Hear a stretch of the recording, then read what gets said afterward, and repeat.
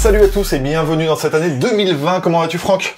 Ah, on est en 2020 là. On est en 2020. Ah, on est en 2020. Bonne année, Franck. J'ai perdu le fil. Bonne année à toi aussi et bonne année à vous surtout. Bonne année, et à toi là-bas aussi. Meilleurs vœux, prenez de bonnes résolutions, vous ne tiendrez jamais, c'est magnifique. On est là pourquoi, Franck? On est là parce qu'on va parler des meilleurs films de l'année 2019. T'as réussi à trouver des films?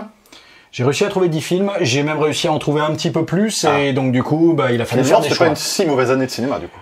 Ouais, mais bon. Alors après, je suis peut-être allé moins au cinéma cette année que les années précédentes. J'ai peut-être été un poil plus sélectif. Je sais pas toi, mais personnellement, j'ai rattrapé pas mal de films ces derniers jours là parce que je voulais faire un top qui soit assez, qui corresponde vraiment à l'esprit des films de cette année.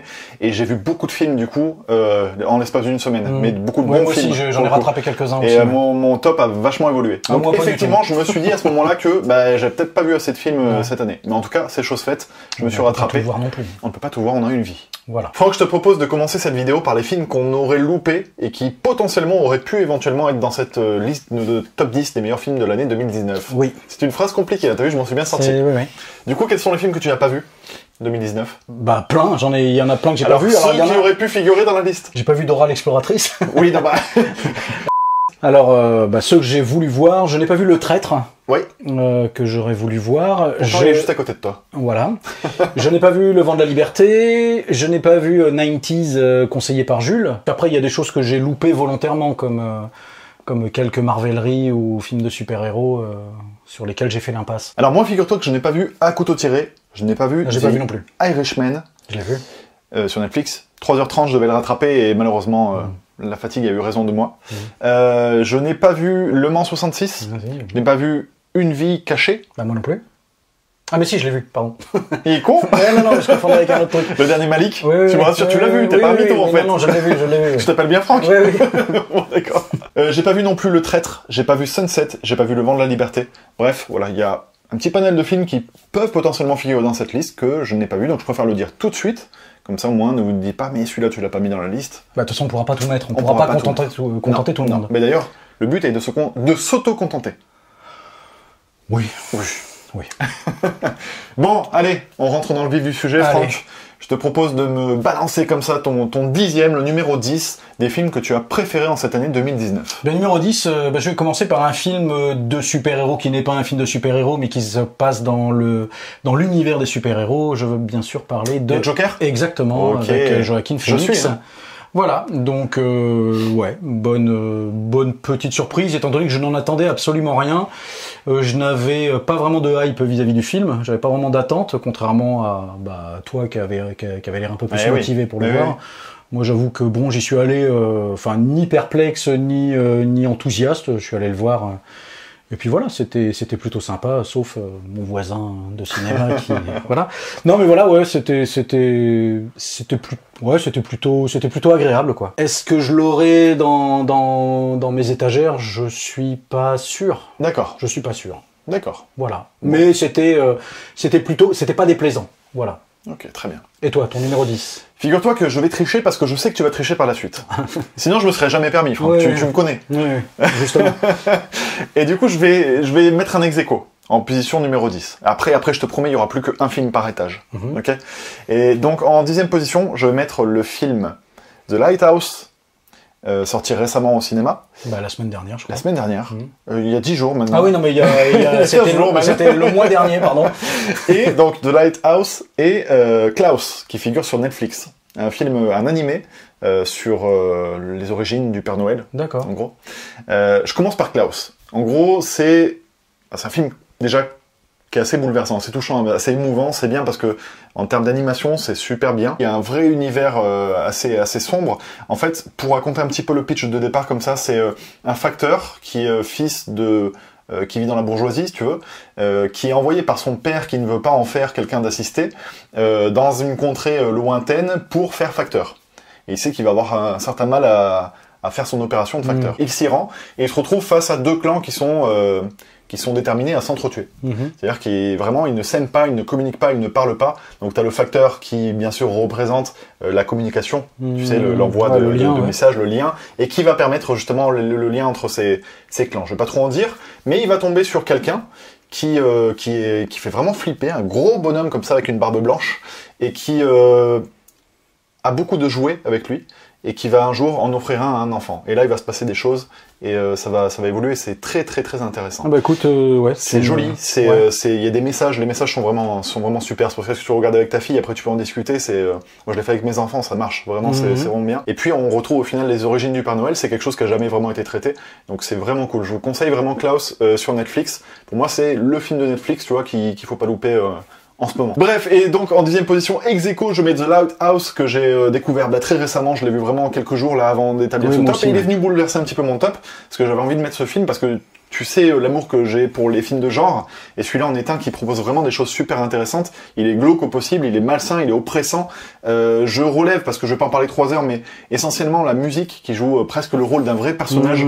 Le vent est ultra présent et il participe à la bande sonore. Bah, la mise en ambiance, ouais. Mais toute la bande sonore de ce film, alors il y a de la musique, hein, mais il est essentiellement constitué en fait avec les sons du phare et le vent, qui vraiment constitue une espèce d'envoûtement. Et je vais pas raconter l'histoire parce que je trouve qu'il faut pas la dévoiler. Ça m'a fait penser un peu à du Lovecraft. Ouais, pourquoi pas, effectivement. En termes d'inspiration. Bon, après, on reconnaît bien le style du réalisateur, hein, qui avait fait The Witch. Bien sûr.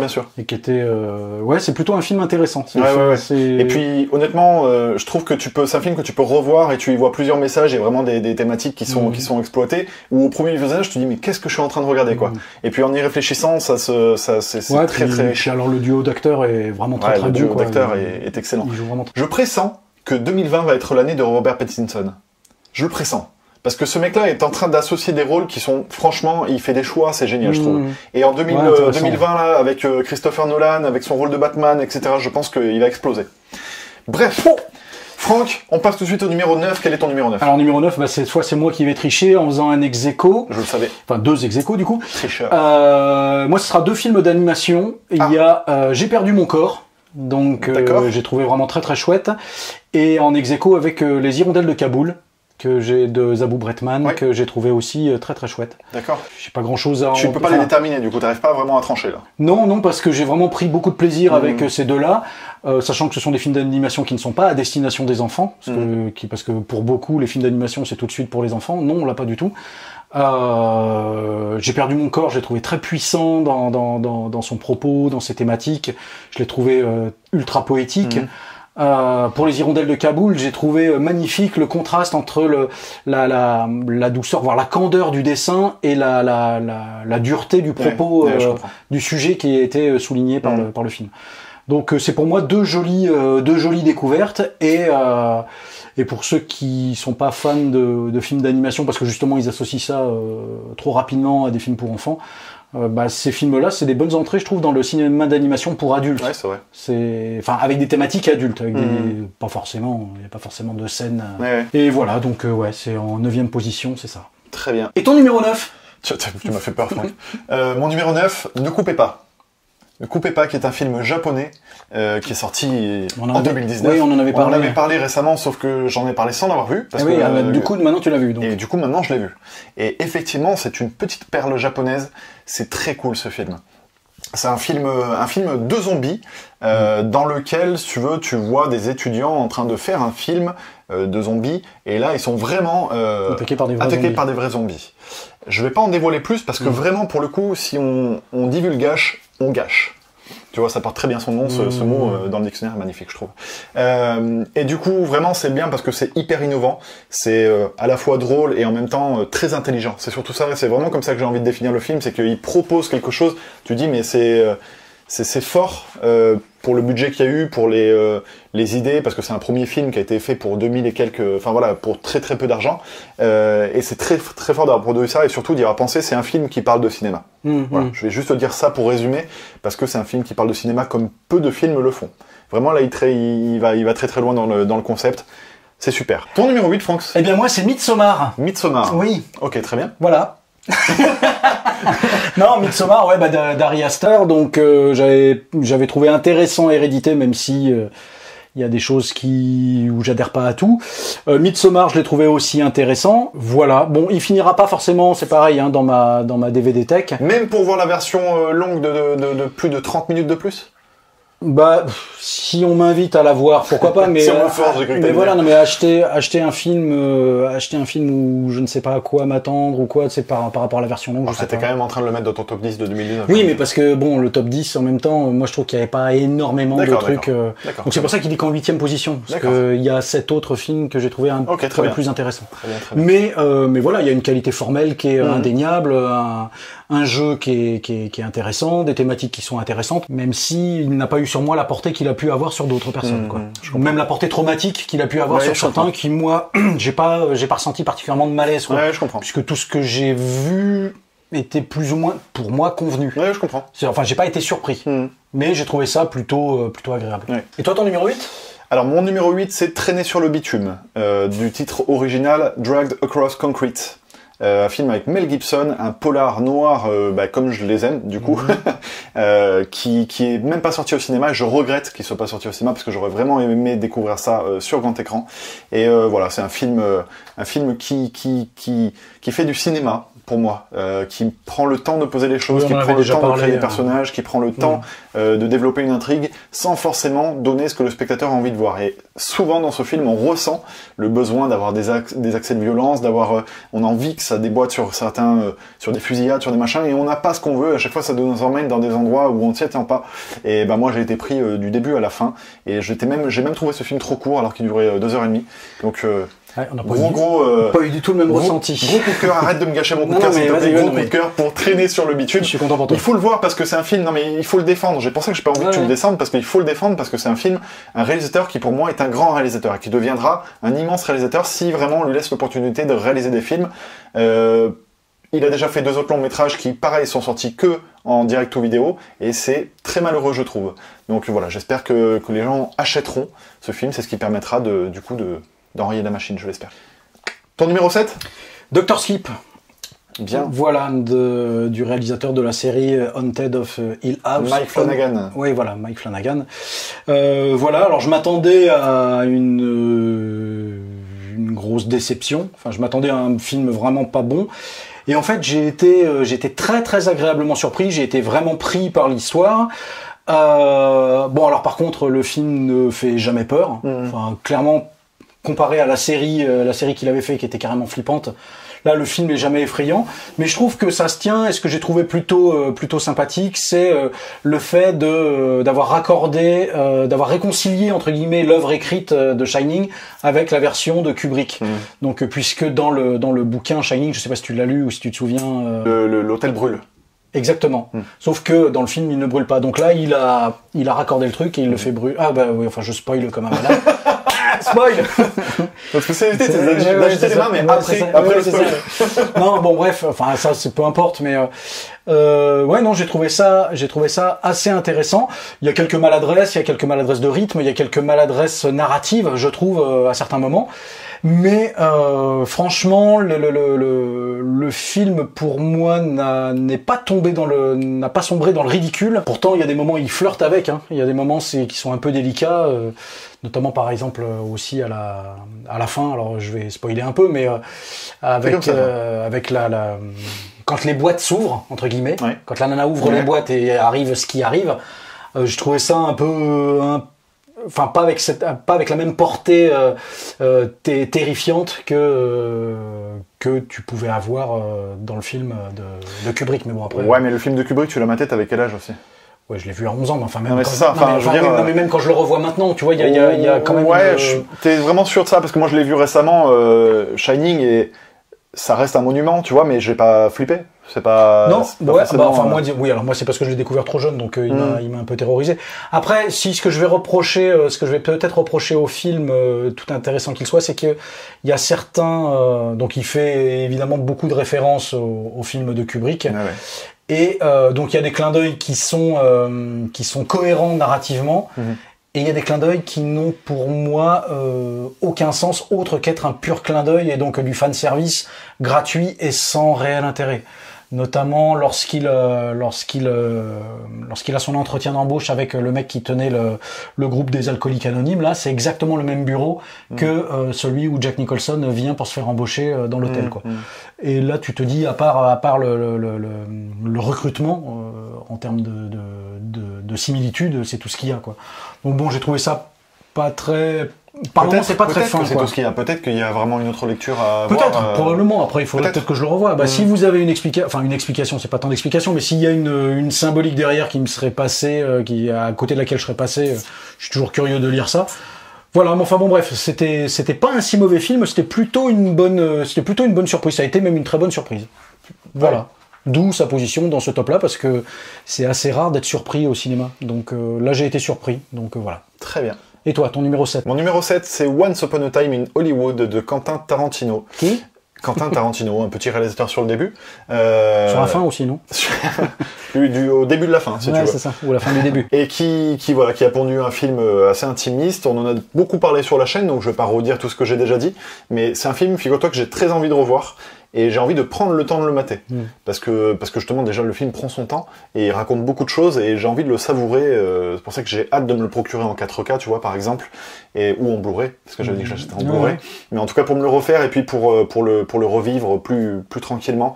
Un film qui m'a marqué, un film que je trouve qui vient dans le haut du panier de sa filmographie, même si c'est pas le meilleur à mes yeux, mais ça vient dans le haut du panier et je trouve que c'est terrible. Pourvu qu'il continue dans cette voie-là, il s'est, pour moi, un petit peu renouvelé quand même. Bah, il en a qu'un. Enfin, il en reste qu'un pour lui, normalement. Il en reste qu'un pour lui, normalement. Bon, ça, j'y crois pas trop. Ouais, bon, mais effectivement.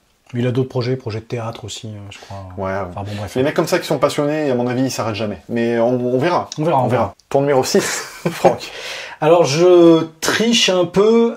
C'est un film de 2018 que j'ai vu en 2019. C'est la deuxième fois que tu triches, Franck. Oui, mais c'est un faux... Enfin, il est je sais ce que tu vas dire. Voilà, je peux balancer le titre. Il est sorti chez nous en 2019. Si j'ai bon, tu parles pas de ton top 1. Non. C'est Green Book. Exactement, c'est Green Book d'un des frères Farrelly. C'est Peter Farrelly. C'est un des frères Farrelly. Je sais plus lequel c'est. Donc voilà, j'ai trouvé ça plutôt c'est un chouette film, émouvant, drôle, humain. Et moi, c'est tout à fait le type de cinéma que j'aime. Ouais, c'était vraiment de toute façon, je me souviens, je sais plus si je t'avais appelé ou je t'avais envoyé des messages à la sortie du film en te disant que c'était vraiment, c'était vraiment mon style de film. Donc voilà. Alors au début, il n'était pas dans mon top et puis après parce que c'est un film de 2018. Il est sorti en France en 2019. Voilà, ça fait partie des coups de cœur 2019. Voilà. Très bien comme ça. Donc gros coup de cœur pour Green Book. Au-delà de la récompense qu'il a obtenue aux Oscars et ce genre de choses. Puisque de toute façon les Oscars c'est arrivé après. Et puis de toute façon les Oscars on s'en branle. Oui voilà complètement surtout.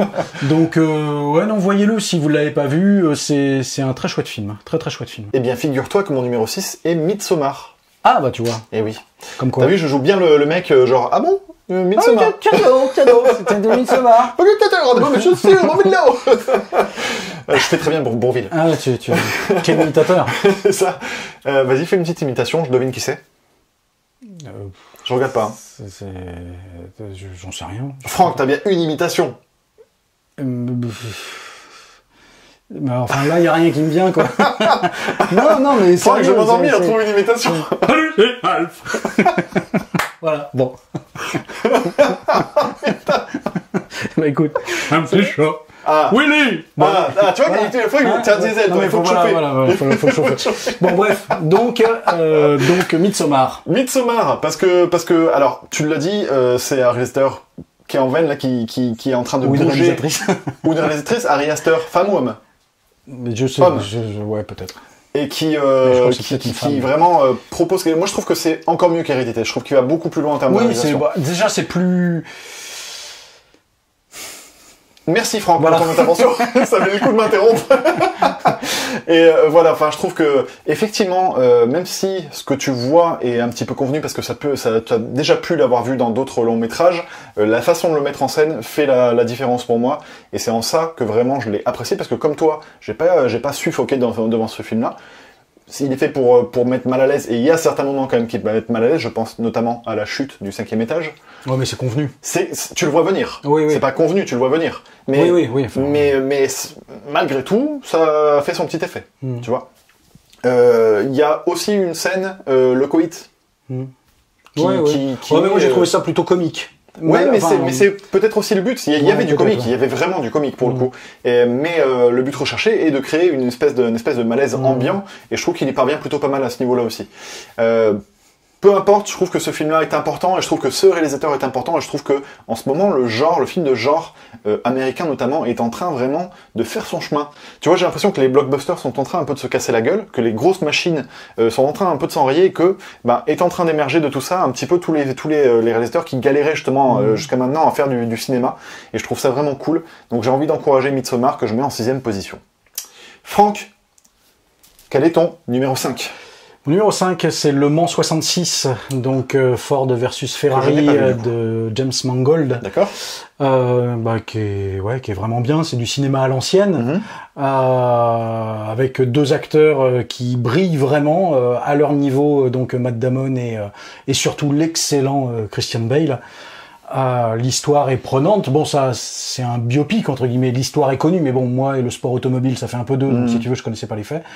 La mise en scène est très bonne, surtout la mise en scène des courses.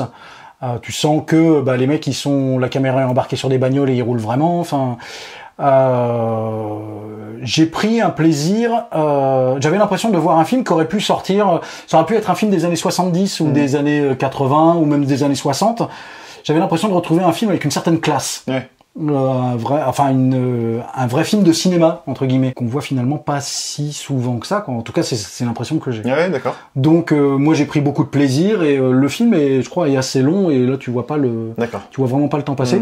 Je t'encourage à le voir. Ah, mais je le verrai. Je t'encourage vraiment. Je t'encourage vraiment. Sur les Mongols, ils finissent derrière, dans les collections, en général. Donc, voilà. Donc, ça, c'est mon numéro 5, c'est ça? Numéro 5, oui. Effectivement. Et toi, ton numéro 5, du coup? Mon numéro 5 est le film Joker. Ah, oui. Acting. J'aime pas quand tu réponds pas, Franck. Non, mais qu'est-ce que je me sens seul, je me sens à poil quand tu réponds pas. Bah écoute, rhabille-toi. Tiens donc, Joker, parce que moi je trouve que c'est vraiment un petit miracle, ce film. Justement, on parlait de l'époque et de grosses machines et de studios, et on parle de Marvel, on parle de DC, et que DC arrive à pondre ce genre de film-là. Je trouve que c'est une petite révolution. Mais le prochain d'ici, là, c'est Bird of Prey, là, avec puisqu'on passe du Joker, on passe à Harley Quinn après. Là, il sort bientôt, là. Qui réalise, tu sais? J'ai regardé, je connaissais pas le ou la réalisatrice. C'est dommage.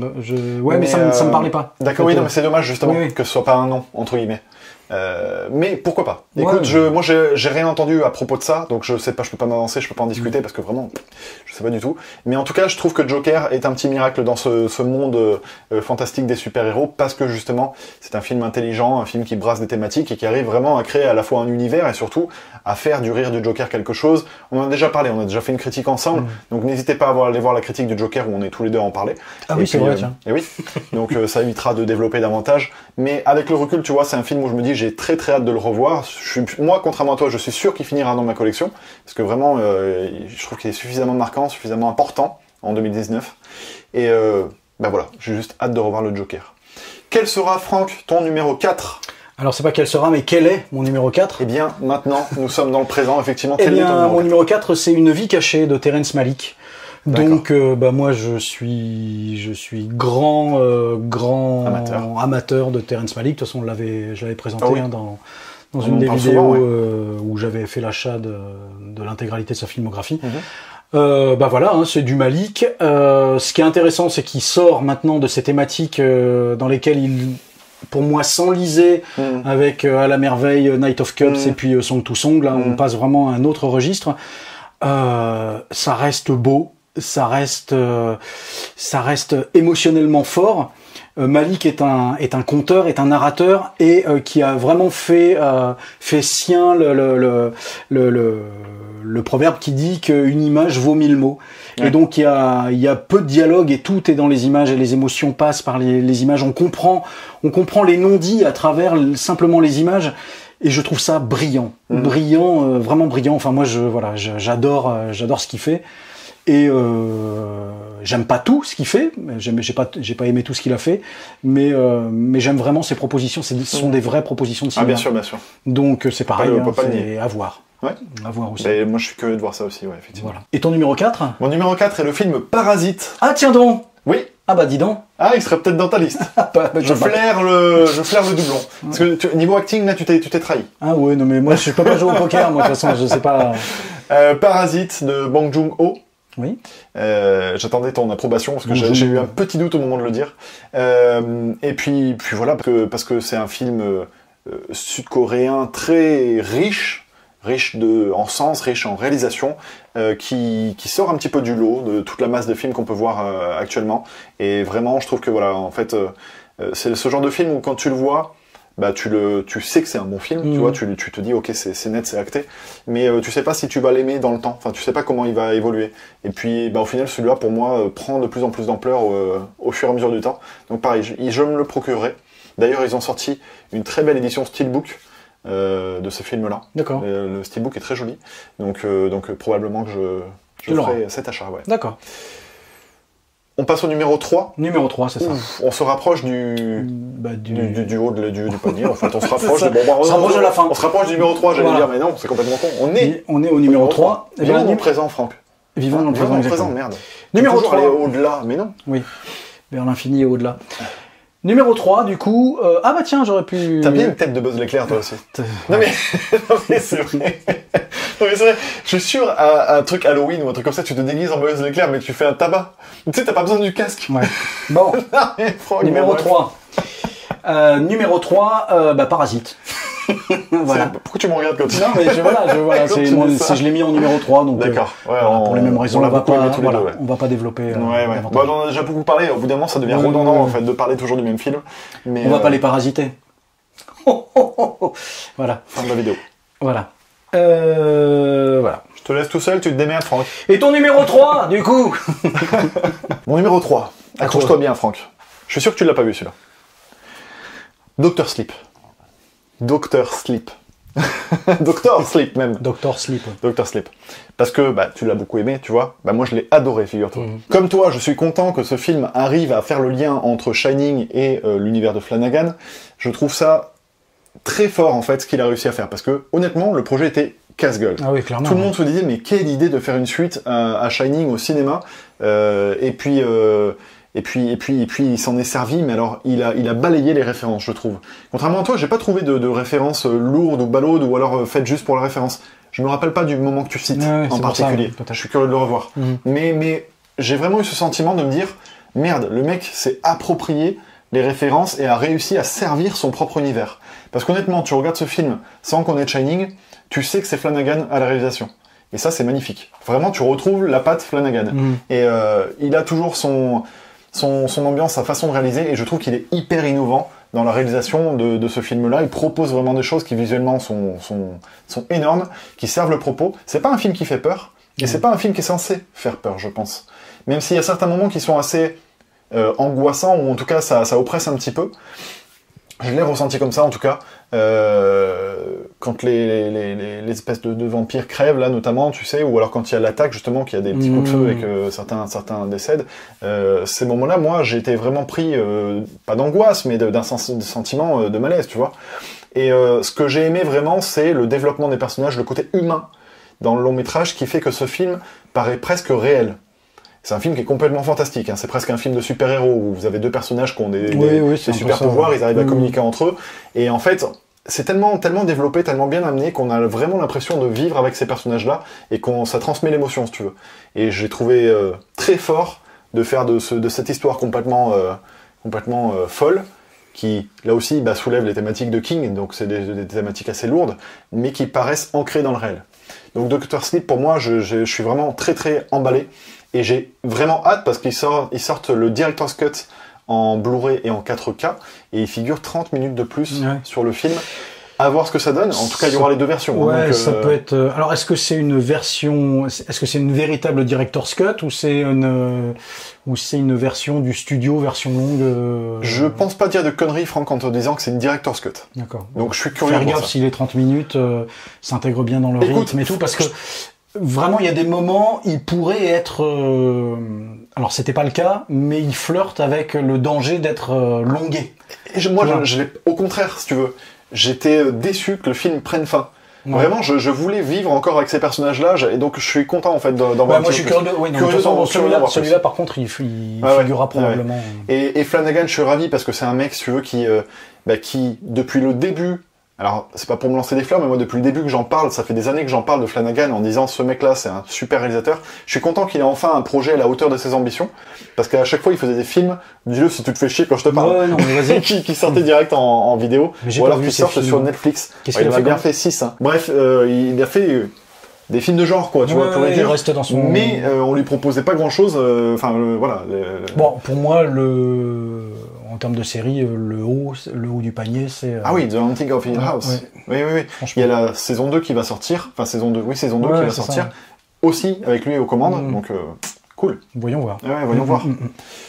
Franck, alors là, on passe au numéro 2, accrochez-vous bien. Quel est ton numéro 2, Franck? Les gens tremblent. Alors, mon numéro 2, c'est Douleur et gloire de Pedro Almodovar. Que j'ai beaucoup aimé. Pourtant, je suis vraiment pas client de son cinéma. Alors si, j'ai adoré La Piel qui habito. C'est un des meilleurs films de la décennie, je trouve. Ouais. Voilà. Et là, Douleur et gloire, film un petit peu testament. Autobiographique. Ouais, et très puissant. Moi, j'ai trouvé ça. Je me suis vraiment attaché beaucoup au personnage d'Antonio Banderas, qui est vraiment un très bon acteur, dès lors qu'il est bien dirigé. Complètement. Mieux que dans Spy Kids, quoi. Et bref. Il n'est pas dirigé avec Rodriguez, c'est ça le problème. Non, mais c'est vrai. Et ouais, non, Douleur et gloire, ça a été une très très belle surprise. C'est vraiment un gros coup de cœur, un gros coup de cœur pour cette année, quoi. Je l'ai vu. Je vais en parler juste après parce que moi je le mets dans les mentions honorables. C'est vraiment un film que je conseillerais aux gens de voir. J'en ai discuté avec Jules après l'avoir maté parce que lui je sais qu'il l'a vraiment adoré. Moi j'ai pas eu les clés au moment du visionnage pour tout comprendre. Si tu veux, j'ai eu l'impression de le prendre frontalement ce film et de suivre l'histoire assez touchante au final du personnage, mais en me disant bon ok, il nous parle de lui, il nous raconte sa vie, l'homosexualité, machin, etc. Ok, mais pour en venir où, tu vois. Et j'ai pas saisi en fait tous les messages qui étaient évoqués dans le film. En discutant avec Jules, il m'a en 2-3 phrases, il m'a complètement éclairci sur les thématiques abordées, avec la colonne vertébrale, avec la création, la mère qui représente la création, etc. Enfin, il y a beaucoup de choses qui méritent d'être développées. Du coup, je reverrai ce film avec grand plaisir. D'autant plus que maintenant, je sais un petit peu plus comment le regarder, tu vois. Donc il y a des fois des films comme ça où tu n'adhères pas, tu le reçois pas forcément de la bonne façon parce que je sais pas, t'es pas bien disposé, ou parce que c'est pas tes affinités, genre ça. Almodovar, j'ai jamais accroché. Hormis La Piel qui habite. Ouais, mais voilà, c'est ça, pareil. Et celui-là, quand je l'ai vu, je me dis ouais, c'est bien, mais ça m'a pas bouleversé, tu vois. Alors que avec une deuxième lecture, je comprends déjà mieux ce qu'a voulu faire le réalisateur et du coup, ça m'intéresse un peu plus de revoir ce film-là. Ton numéro 2 ? Mon numéro 2, c'est Ad Astra. Ad Astra, j'en ai parlé énormément sur la chaîne, j'en ai fait une critique, je vous invite vraiment à aller la voir. C'est un film que je trouve bouleversant pour le coup, émotionnellement pour moi ça a vraiment fonctionné. Donc voilà, je regrette que les gens regardent ce film-là comme n'importe quel blockbuster qu'on peut voir en critiquant les incohérences. Oui, mais c'est pas possible que le mec passe par en dessous avec toute la chaleur et les machins. Je suis désolé de dire ça, mais on s'en fout, c'est pas le but. Quand vous regardez un film au cinéma, c'est du cinéma. Ça s'appelle du cinéma parce que ce n'est pas la réalité. Je trouve ça dommage, en fait, de rechercher à tout prix la conquête de la réalité au travers d'un film. Parce que c'est pas le but. Le but d'un film, c'est de nous faire voyager, c'est de nous faire réfléchir, c'est de véhiculer des messages. Et parfois, le réalisateur adopte des positions qui sont pas réelles. Ouais, mais alors, j'ai l'impression que c'est un peu le reflet du cinéma de cette décennie-là, d'essayer pour moi là, on en parlera dans une autre vidéo sur les cinémas de la décennie, sur les films de la décennie. Là, il y a une espèce de norme qui fait que pour qu'un film soit de qualité, notamment un film d'une certaine ampleur cinématographique, pour qu'il soit considéré comme de qualité, il faut qu'il s'approche au plus près de la réalité.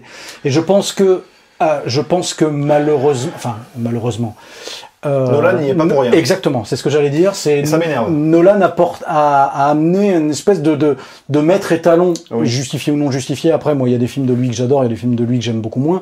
Peu importe, c'est pas là le débat, mais que effectivement, il faut se rapprocher du côté réaliste pour essayer Batman peut devenir crédible si tu expliques comment il a construit ses engins, comment est-ce qu'il vole, on s'en fout. Enfin, il y a un moment donné où le cinéma est là pour te faire rêver aussi. À la rigueur, Nolan l'a fait. C'est sa marque de fabrique, on va dire ça. Mais après, c'est que les gens attendent chez les autres qu'ils fassent du Nolan. Mais parce que ça a été considéré comme un chef-d'œuvre ultime, Batman le 2, Dark Knight, et que du coup les gens ont dit mais c'est ça en fait, voilà, quand on nous explique que quand tout est cohérent, ça y est, je comprends le film. Les gens ont besoin de comprendre toujours. Les gens ont besoin de ne pas que ça ne sorte surtout pas de la réalité donc et de ce qui est possible, de ce qui peut se passer. Oui, bon, moi je vais pas cracher sur les Batman de Nolan, hein, parce que non mais moi non plus, mais je m'en sers comme parallèle sur l'autre cinéma, le cinéma au sens large. C'est-à-dire que dès que l'histoire ne correspond pas à ce qu'on peut attendre d'un schéma classique, c'est plus sur la forme, c'est plus sur la forme et le traitement que c'est-à-dire qu'il y a que l'histoire, la narration qui va être importante, alors que le cinéma c'est pas ça, c'est qu'un élément. Si vous voulez de la narration, lisez des livres et là au moins vous aurez une histoire qui va se tenir de bout en bout et vous ferez votre imaginaire. Ou pas, parce que t'as des bouquins qui sont assez... Oui, bah il y a des mauvais bouquins, mais ce que je veux dire c'est quoi là, le cinéma, il faut prendre en compte tout le reste, il faut prendre en compte la réalisation, c'est le plus important.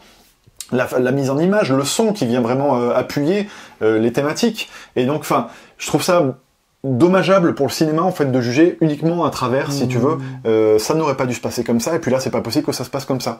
J'estime que c'est pas comme ça qu'on doit regarder un film. Je suis pas en train de vous engueuler, vous faites ce que vous voulez, et tant mieux si c'est votre... Mais moi je suis triste en fait que les gens regardent comme ça les films, parce que Ad Astra, je trouve qu'il mérite pas les reproches qu'il a eu, où les gens reprochent des incohérences. Je me fous complètement qu'il y ait des incohérences dans Ad Astra. Il y a des mecs, tu sais, qui s'intéressent à la science, qui viennent me dire ouais mais c'est impossible que ce machin là. Mais mec, c'est un film où il nous parle de lui, James Gray. Puis ils vont kiffer Star Wars avec les vaisseaux qui font du bruit dans l'espace. Mais exactement, c'est ce que disait Jules dans la trilogie originelle. Star Wars, les vaisseaux font du bruit dans l'espace, c'est complètement incohérent. Bref, moi ça me fatigue un petit peu tout ça. Et Ad Astra, c'est un film qui mérite d'être aimé par les spectateurs parce qu'il propose vraiment du cinéma. Qu'il soit pas aimé, c'est complètement, je peux le comprendre tout à fait, mais ne le critiquez pas sur des incohérences, c'est pas possible. Puis c'est un film d'auteur. Mais c'est un film d'auteur. Donc oui, mais le mec il fait ça. Est-ce qu'au moins vous avez compris ce qu'il y avait derrière? Est-ce qu'au moins vous avez compris pourquoi le mec faisait ça? Parce que en fait, et là aussi, on parlera peut-être de Star Wars 9, peut-être pas, mais il y a des choses qui sont créées, qui sont pas forcément cohérentes, mais qui développent un message. Et si le personnage n'avait pas fait ça, l'auteur n'aurait pas pu apporter son message. Donc il lui fait volontairement faire quelque chose qui n'est pas crédible. On s'en fout. Ça vous dérange peut-être, moi ça ne me dérange pas du tout, et au contraire, je trouve que quand je comprends ce qu'on me propose, je trouve ça bien, quoi. Et même quand je le comprends pas, quand il y a des choses qui sont inhabituelles, et que je le comprends pas, la première réaction c'est de se dire, mais attends, mais pourquoi, en fait? Pas de se dire, mais non, c'est de la merde tout de suite, tu vois. Il y a vraiment une démarche où, moi, Jules m'aide beaucoup pour ça. Parce que lui, il a ce regard, si tu veux, analytique sur les œuvres. Tout de suite, il va comprendre l'intention du réalisateur. Il est très fort pour ça, Jules. Et c'est vrai qu'il y a des fois où quand tu regardes un film et t'as envie de dire ouais mais non c'est de la merde, et qu'il te dit mais t'as vu là que ça voulait dire ça et ça, ah putain. Ouais, mais bon après c'est peut-être. Alors lui il a peut-être une approche plus analytique que moi. Je sais que j'ai une approche beaucoup plus émotionnelle du cinéma. Donc après, mais l'un n'est pas indépendant de l'autre. Non, l'un n'empêche pas l'autre. Non, je suis entièrement d'accord. Parce que l'émotion, quelque part, tu l'as subie et tu la comprends pas forcément. Tu vois ce que je veux dire, c'est t'as envie de chialer, t'as envie de... Et toi, tu as des éléments qui te viennent, avec l'âge, tu comprends beaucoup plus tes émotions que tu les comprenais quand tu avais 15 ans. Ce que je veux dire par là, c'est qu'il y a peut-être un procédé créatif... Tu verras quand tu auras mon âge. Tu comprendras mieux les films. Non, ce que je veux dire, c'est qu'il y a peut-être un procédé créatif de la part du réalisateur qui fait que ça te procure des émotions. Forcément. Mais toi, tu subis l'émotion sans même te rendre compte parfois de ce procédé créatif. C'est ça que je veux dire. Oui. Et ce qui est intéressant dans l'analyse, justement, c'est de voir, prendre conscience de décortiquer un petit peu tout ça. Exactement. Qui amène à ça. Parenthèse refermée, désolé pour la longue parenthèse, mais c'est pour entretenir un peu de suspense pour le numéro 1. D'ailleurs, en matière de suspense, on va faire une pause, entre guillemets, dans le top, pardon. On va faire un stop dans la pause. On va faire un stop, ouais. Donc, mention, avant d'attaquer notre numéro 1. Oui, du coup, tu veux qu'on aborde les mentions honorables, c'est ça ? Les mentions honorables. Ok. Les films qui auraient pu éventuellement figurer dans ce top, qui n'y sont pas, mais donc qu'on a envie de mettre en lumière.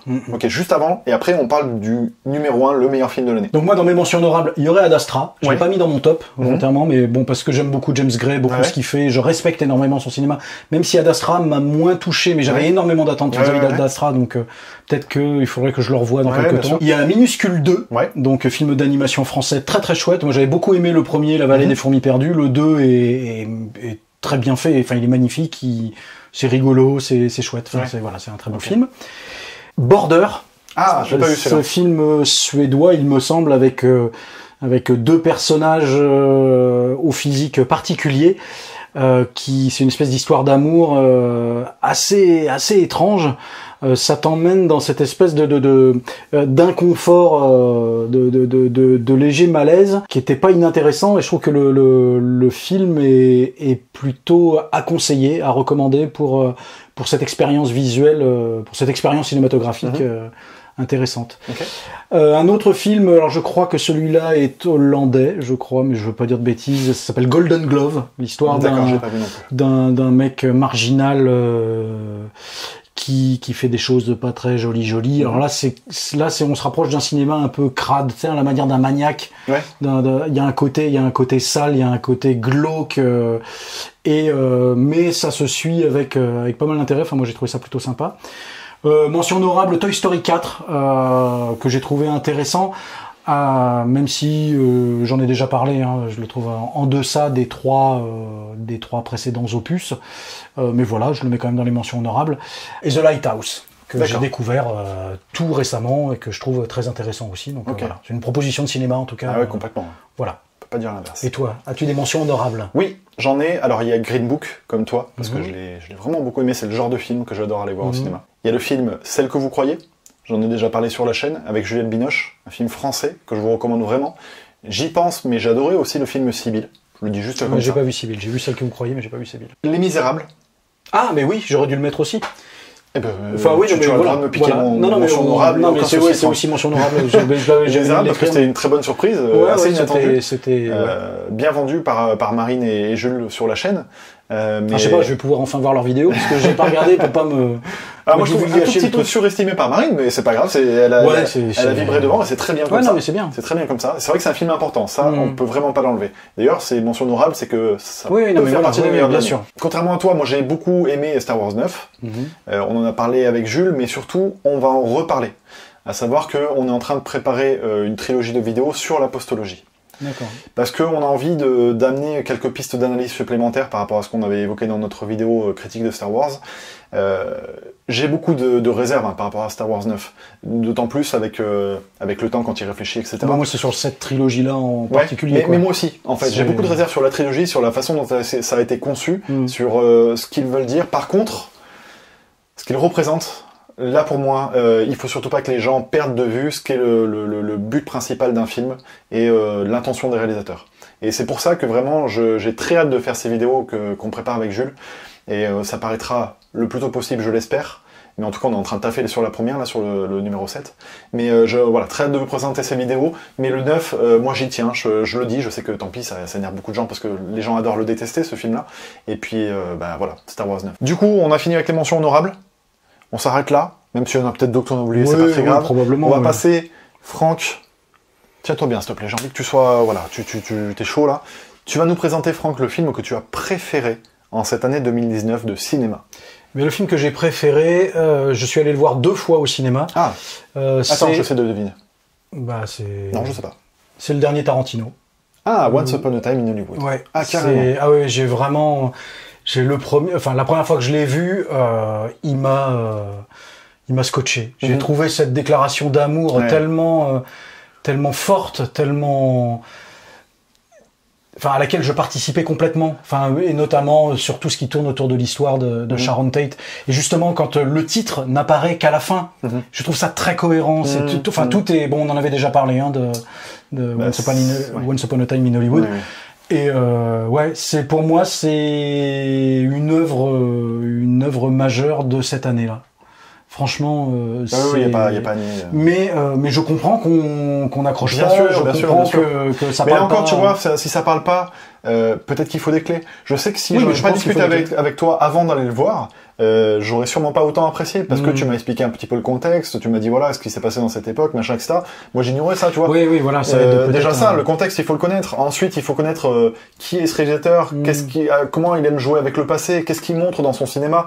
Si tu connais pas tout ça, c'est vrai que c'est un film assez élitiste au final. Vraiment. Il faut le dire, tu vois, c'est un film pas qui se regarde, mais le mec, le mec déjà regarde le cinéma, il se regarde lui et il parle de lui et du cinéma. Donc c'est un film, voilà, qui qui peut pas plaire à tout le monde, c'est pas possible. Enfin, Tarantino, c'est un peu tout le temps ce qu'il fait. Il fait du cinéma pour lui. Enfin, il parle de lui à travers ses films. Oui, bien sûr, bien sûr. De ses goûts, de sa culture, de son. Mais il parle souvent de sa culture et pas toujours de lui. Oui. Et là, dans celui-là, vraiment, il se livre complètement. Quand tu parles de ta culture, quand tu exposes ta culture cinématographique, tes goûts cinématographiques, tu parles de toute façon de toi. Ouais, sauf qu'il y a tellement de trucs qui brassent tellement de films des années 20. Oui, mais enfin, ce que je veux dire, c'est que ce film-là est complètement cohérent avec son réalisateur. Bien sûr.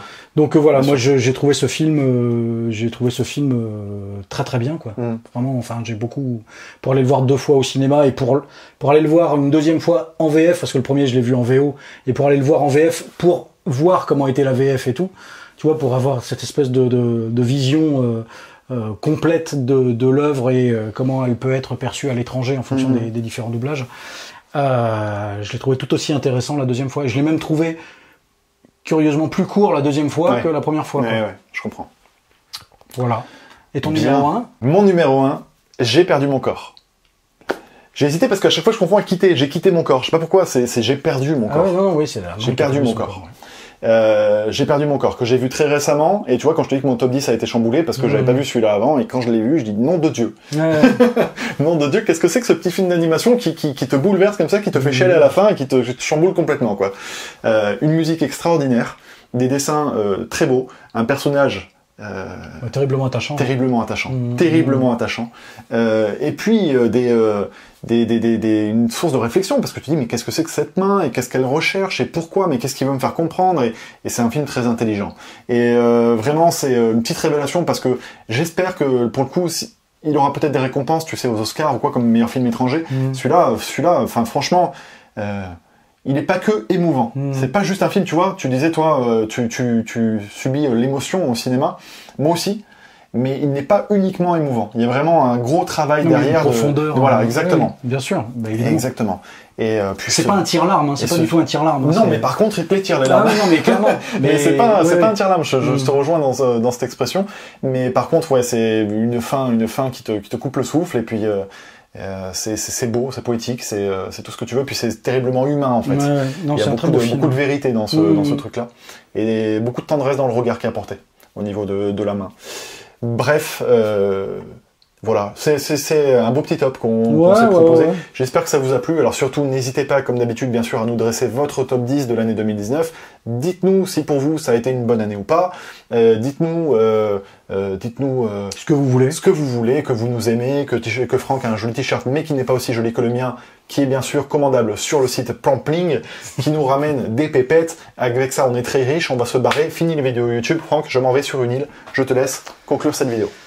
Bah, une très belle année à vous, et puis allez au cinéma. Ciao. Alors, c'était pas terrible. Clap. Aïe, putain, voilà. Dans l'oreille. Tu regardes bien l'objectif ? Oui. Attends.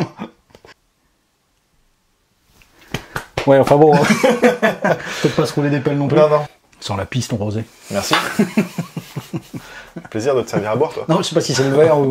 Tu pisses dans tes verres, toi, en cachette ? T'en inviterais pas tous les jours. Bref. Jour de l'an, je vais te servir vraiment de la piste, tu vois.